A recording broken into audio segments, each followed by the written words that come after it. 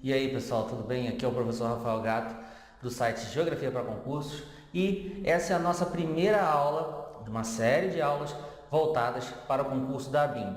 Então tem um cargo específico nessa prova da ABIN que vai para esse ano, né, o edital 2017, 2018, o cargo está passando aqui embaixo que vai cobrar geografia.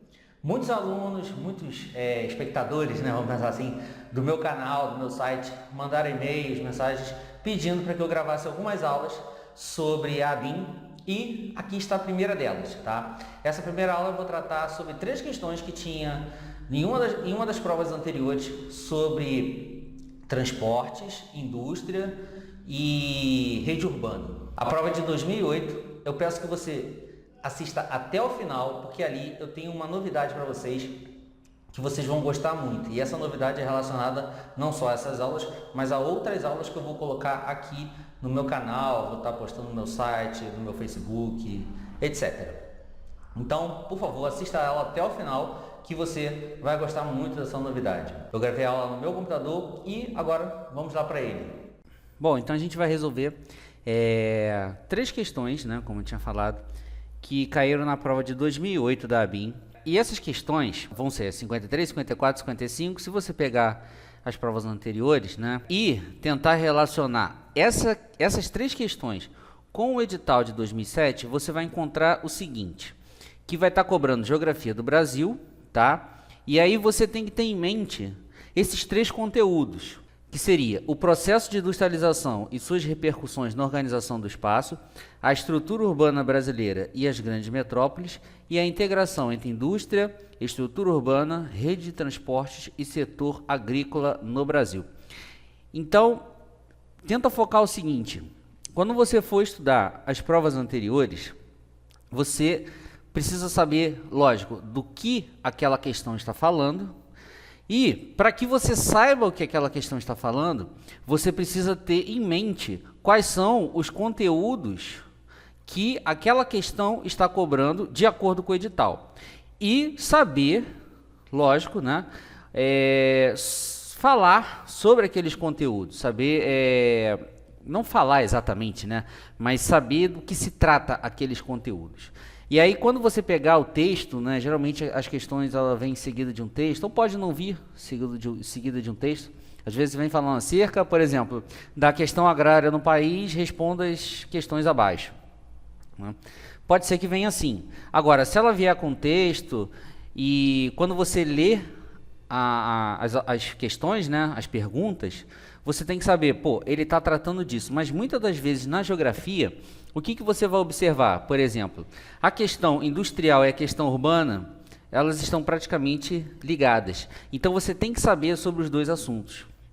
E isso falando sobre esses 2 tópicos, né? O 3 e o 5 que eu estou apontando aqui nessa tela. Agora, você tem que saber também que, lógico, como eu falei, como eles estão ligados, você vai observar que há uma integração entre indústria, estrutura urbana, rede de transportes e setor agrícola. Tudo isso anda junto, né? No caso, a indústria, que recebe também insumos do setor agrícola. E tanto a indústria quanto o setor agrícola usam a rede de transporte para receber insumos e mercadorias e também para mandar para outros lugares insumos e mercadorias. E muitas das vezes a estrutura urbana, muitas das vezes não, praticamente sempre, a estrutura urbana ela vai estar interligada junto com a questão de rede de transportes, junto com a integração industrial, no caso os parques industriais, a indústria no país, e também vai estar ligada à agricultura. Um exemplo que a gente pode dar assim de interligação, pensando aqui no setor agrícola do país. Vamos falar da maior cidade do Brasil, que é São Paulo. Então você tem qualquer espaço dentro do país que produza para o setor agrícola, que vai enviar as suas mercadorias para o CEAGESP, né? Que é como se fosse um CEASA para quem mora aqui no Rio de Janeiro, mas é um centro que vai distribuir esses alimentos, principalmente em São Paulo, mas acaba distribuindo para outros lugares dentro do país. Então ela vai usar, lógico, a rede de transportes, muitas das vezes não, né? Nesse caso, a estrutura urbana de São Paulo consegue receber muitas mercadorias. O CEAGESP é enorme. Eu não sei se você é de São Paulo, quem é de São Paulo pode confirmar, que o CEAGESP é muito grande. Ao meu ver, é o maior do país, né? O maior centro receptor, né? Vamos pensar assim, de mercadorias agrícolas, né? Ou de produtos agrícolas no nosso território nacional. E eles usam a rede de transporte, no caso os produtores, né? Eles enviam as mercadorias para esse CEAGESP. E quem vai lá compra e tem que levar para o seu estabelecimento. Usa a rede de transportes também. E muitas das vezes usam a estrutura urbana, dependendo, por exemplo, do grande centro de São Paulo, vai comprar muita mercadoria. A região metropolitana de São Paulo vai comprar muita mercadoria para atender os diversos estabelecimentos que necessitam dessa mercadoria. E assim vai se espraiando para outros lugares do país que compram mais ou menos, né? Muitas também compram para as indústrias e por aí vai. Então, a partir disso, a gente já vai começar aqui a ver o texto que segue para essas três questões que eu falei. Ainda em meados do século XX, o Brasil era composto de manchas de adensamento econômico isoladas entre si e orientadas para o mercado exterior, o que revelava sua feição espacial herdada de um processo de ocupação que deixou marcas diferenciadas no extenso território nacional, conforme se desdobravam, com grande descontinuidade temporal e geográfica, os diversos ciclos econômicos voltados para a exportação. E aqui ele fala acerca da organização do espaço brasileiro e das atividades econômicas desenvolvidas no território nacional, julgue os itens subsequentes, que seriam as três questões que a gente comentou. Mas vamos dar uma analisada rapidamente nesse texto. Inclusive, esse texto você pode achar facilmente no site do IBGE. É só colocar aí no buscador, Google, Bing, lá o que você usa. Brasil em números, IBGE, 2006, ou enfim, você vai achar esse texto, tá bom? Na verdade, assim, não é que você tenha que saber esse texto, né, para poder fazer uma prova dessa. Porém, esse texto, lógico, ele é uma base que vai, por exemplo, ser usado para construir livros acadêmicos ou livros didáticos, do qual você vai utilizar para estudar para a prova, certo? Agora, o que ele está querendo dizer nesse texto? Que o Brasil, até meados do século XX, ele tinha, né, manchas econômicas, que muitas das vezes, né, ou algumas bibliografias, você vai encontrar com o nome de ilhas econômicas, né, que até mesmo se você olhar pelo padrão do nosso país, que tem o seu litoral, né, voltado para o Atlântico, da onde vinham os portugueses, onde se fazia comércio com os portugueses, e essa economia que estava ali no nosso litoral fez com que as cidades fossem crescendo ali no litoral. Logo, o que ele está querendo dizer seriam essas manchas, né, de adensamento econômico. Muitas das vezes, locais pontuais, né, ao longo da história, foram se desenvolvendo como cidades. Mas até meados do século XX, nós não tínhamos interligações firmes e fixas, como são as rodovias, as ferrovias. Lógico, as ferrovias elas foram sendo construídas antes do século XX, mas com as rodovias, esse adensamento econômico isolado, né, que ele fala ali, ele foi perdendo um pouco o sentido, porque agora fica mais fácil você transportar mercadoria de um lugar para o outro. Antes era muito complicado, porque as estradas eram muito ruins, né? Ou mesmo os locais abertos, né, para se transitar no território nacional não eram tão satisfatórios. É só você pegar em parte histórica que fala sobre o período de mineração no Brasil, né? Nas entradas e bandeiras, em que os tropeiros, né, que retiravam, ou melhor, transportavam, né, o ouro até o litoral para poder mandar para Portugal, para mandar para a Europa, eles andavam por determinados caminhos, né? Não eram estradas como a gente conhece hoje, isso é meio que óbvio, mas não eram estradas grandiosas. Então eram caminhos que eles usavam para poder transportar esse minério. Logo, nesses caminhos também se transportavam outras mercadorias. Mas, se a gente for olhar pós esse meado do século XX, quando você entra na era Vargas e começa uma industrialização no país, e aí você entra na era de Juscelino, que começa então uma industrialização ainda mais massiva no nosso território, e com isso também foram sendo construídos quilômetros e quilômetros de estradas por onde se passavam mercadorias e pessoas. Essa integração nacional, ela foi sendo mais efetivada, certo? E o que ele fala aqui? O que revelava sua feição espacial herdada de um processo de ocupação que deixou marcas diferenciadas no extenso território nacional.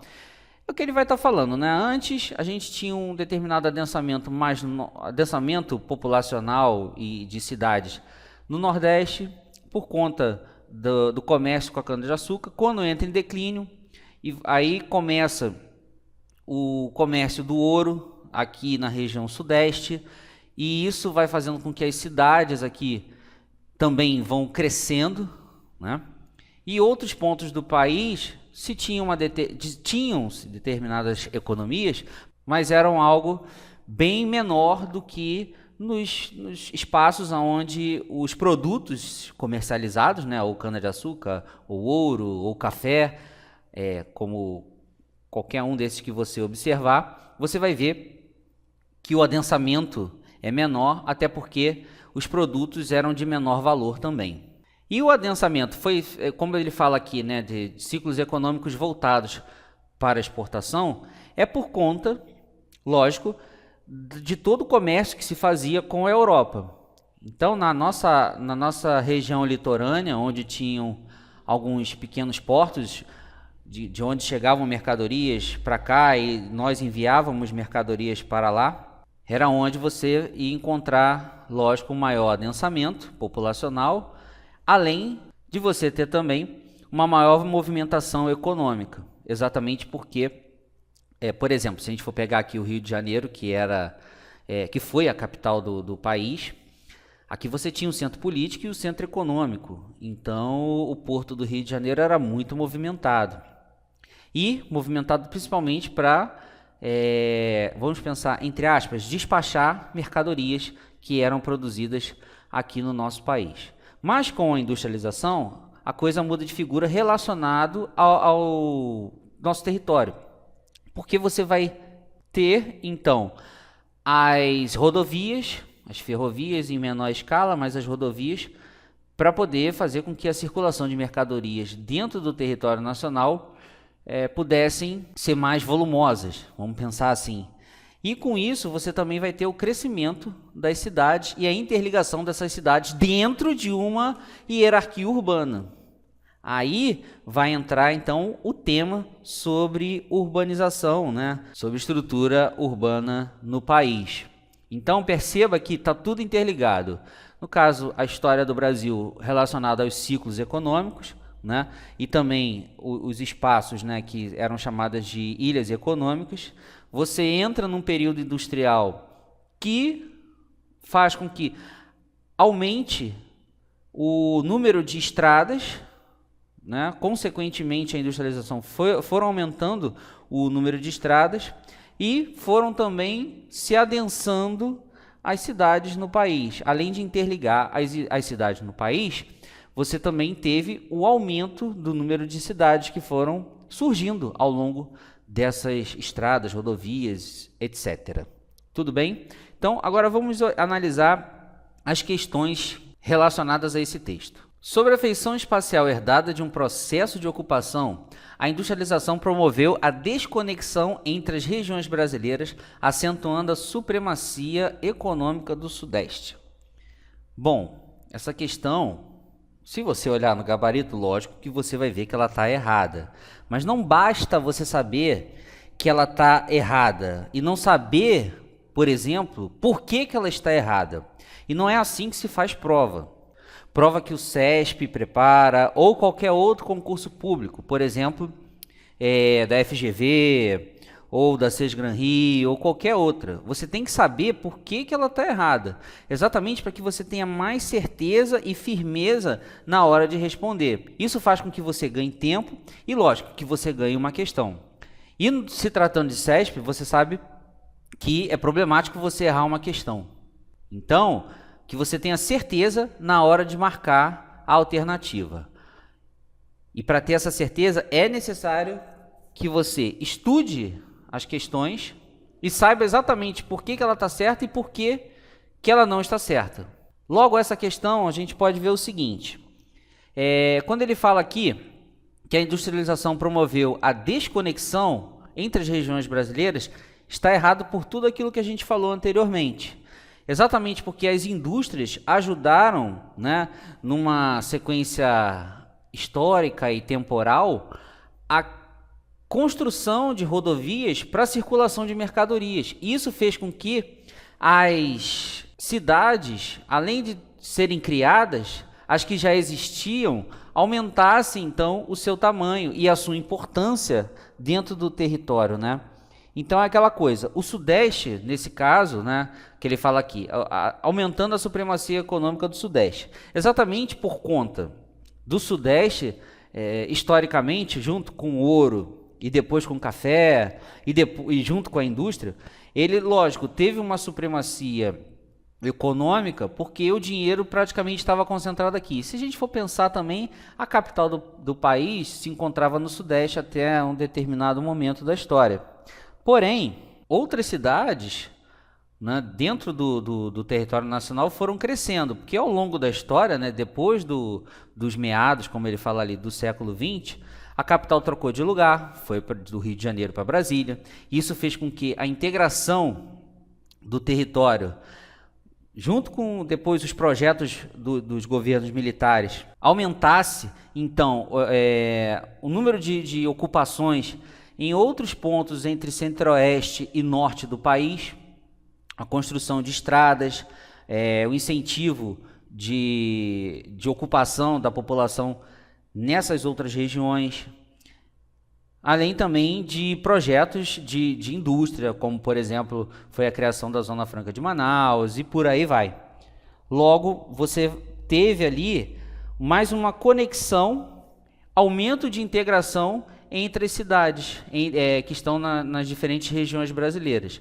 O que ele fala ali de acentuando a supremacia econômica do Sudeste, beleza, até porque, como eu falei, a maior parte das indústrias estavam concentradas, ainda estão, né, mas para aquele momento estavam concentradas no Sudeste, porém, não houve uma desconexão entre as regiões, e sim uma conexão, um aumento da integração. Logo, essa daí estaria errada. A 54 é o seguinte, vamos ler.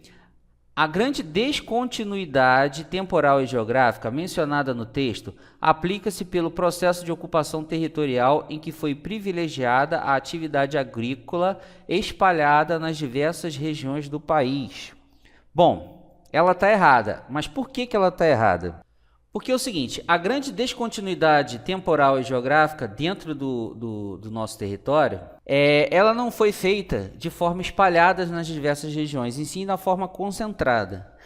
Por quê? A gente pode explicar isso de uma forma histórico e territorial. Como boa parte do que era gerado relacionado à economia dentro do território do Brasil, que era voltado para a exportação, e por conta do descobrimento, né, se você for pensar, quando houve o descobrimento do Brasil, a ocupação do território, o surgimento das cidades, se deu primeiramente no litoral. Por quê? O litoral ficava mais fácil de ter uma conexão com a Europa, né? Se conseguia mandar mercadorias para lá muito mais fácil do que a partir do interior, não tinham estradas, as pequenas estradas ou vias abertas, vamos pensar assim, eram muito ruins para se trazer mercadoria do interior para cá.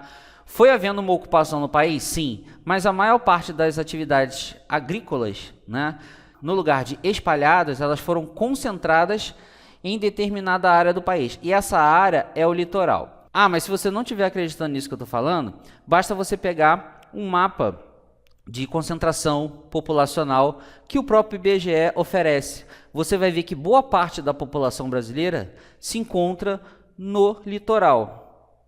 Por quê? Boa parte das cidades no nosso país começaram no litoral e depois houve uma interiorização. Depois, o que eu digo, ao longo da história foi havendo uma interiorização. E ainda hoje você vai encontrar espaços dentro do território nacional que são considerados vazios demográficos. Logo, você vai ter uma economia no nosso país muito mais concentrada no litoral e muito mais espalhada, né, nas outras partes do país. No caso que ele está falando aqui, né, da questão, apesar dele ter falado essa palavra espalhada, a economia do Brasil ela não foi espalhada, ela foi concentrada no litoral. Hoje a gente pode até falar que há um maior espraiamento, né? Exatamente porque os tempos são outros, a gente tem outros mecanismos para se chegar em outros pontos do nosso país, porém naquele momento essa descontinuidade temporal e geográfica, até mesmo que a gente pode observar hoje, porque a gente não tem um território muito igual, exatamente por conta dos próprios investimentos que são feitos. Às vezes é muito mais viável você investir em algumas áreas do que outras, porque essas áreas elas apresentam maior probabilidade de recursos, mais infraestrutura, ou elas vão ter alguns incentivos fiscais que prefeituras podem dar, vias, né, no caso da infraestrutura, vias para escoamento de produção, e aí, ainda assim, elas não podem ser comparadas, por exemplo, como grandes metrópoles, como Rio de Janeiro, São Paulo, enfim, outras cidades que são maiores, né, que são grandes metrópoles. Existem outras, por exemplo, o Rio de Janeiro e São Paulo a gente pode considerar como as maiores metrópoles do nosso país. São Paulo muito mais. Mas, por exemplo, Recife, você vai ter, então, uma área metropolitana muito menor do que você encontra em São Paulo, Rio de Janeiro. Isso é óbvio. E exatamente por questões histórico-geográficas, tá bom? Então, essa daí está errada. O padrão de rede urbana encontrado no país, hierarquizado segundo o tamanho das cidades, espelha a integração e articulação de todo o território nacional. Bom, vamos lá. Primeiro de tudo, né? A rede urbana, ou se a gente for pensar em cidades, né? O tamanho das cidades, ela até não influencia tanto relacionada à hierarquia urbana dentro do nosso país. O que vai influenciar não é o tamanho da cidade, e sim o que vai influenciar será a capacidade de polarização que essas cidades têm. Então, é o seguinte, se uma cidade ela tem mais recursos, vamos pensar, universidades, escolas, hospitais de referência, serviços relacionados à questão de justiça, enfim, diversos serviços que essa cidade oferece, bancos, sede de empresas e por aí vai, você então vai ter essa cidade tendo, por mais que ela seja menor do que uma outra cidade vizinha, ela vai ter uma capacidade de polarização muito maior do que essa outra cidade, né? Por exemplo, se essa outra cidade ela tiver um centro urbano um pouco menor, mas ela for maior em tamanho, exatamente porque ela tem mais fazendas ou mais áreas agrícolas. Não que as áreas agrícolas não possam ter tecnologia, etc. Mas se a gente for pensar, essas áreas tendem a ter menos recursos, entre aspas, do que um grande centro. Hospitais e por aí vai. Hospitais de referência, vamos supor, determinada cirurgia de coração que só a cidade principal dentro daquela região metropolitana tem. E quem mora em cidades que não são que são da região metropolitana, mas são menores em quantidade e qualidade dos recursos, a pessoa precisa migrar de uma cidade para outra para poder resolver aquele problema que ela tem, certo? Ou até mesmo questões de justiça, questões de fóruns, etc. A pessoa às vezes tem que sair de uma das cidades da região metropolitana, que pode ser até maior em tamanho territorial, mas ela não tem tanto recurso quanto no grande centro, ou melhor, naquela metrópole. Então, como ele fala aqui, o padrão da rede urbana no país, hierarquizado segundo o tamanho da cidade, está errado, e sim segundo a importância daquela cidade. Em geral, as maiores cidades, elas, ou melhor, não as maiores, né, mas as cidades de maior importância dentro do território nacional vão ser geralmente as capitais dos estados, tá? Mas a gente pode ter também outras cidades dentro de uma região metropolitana que tem uma importância dentro de uma região metropolitana, como por exemplo Campinas. Apesar de São Paulo ser a maior metrópole do país, Campinas, ainda assim, dentro do estado de São Paulo, tem uma importância absurda ali na sua região metropolitana, certo? Logo, essa questão está errada porque a hierarquia não é por conta do tamanho da cidade, e sim pela importância da cidade. Logo, essa daí estaria errada, certo? Bom, se você quiser baixar o material que eu preparei especialmente para você, onde eu mostro as questões, né, das provas anteriores e vou dizendo para você quais são os assuntos que você precisa estudar para aquela prova. Ela não está com gabarito comentado, tá? Mas está com os assuntos que você precisa saber para aquela prova. Isso te facilita muito na hora de estudar. Que, por exemplo, ali nesse material você tem como contabilizar a quantidade de vezes que determinado tema é cobrado ou foi cobrado nas últimas provas. Talvez isso te sirva para que você possa dar mais ênfase a alguns temas do que outros. E isso te facilita muito na hora de estudar para a prova, exatamente porque essa prova também tem um período muito curto para que você estude, né, para conseguir ter êxito. Então, e ainda mais geografia, né, que muitas das vezes não cai em concursos públicos, tirando do IBGE ou de alguns outros órgãos.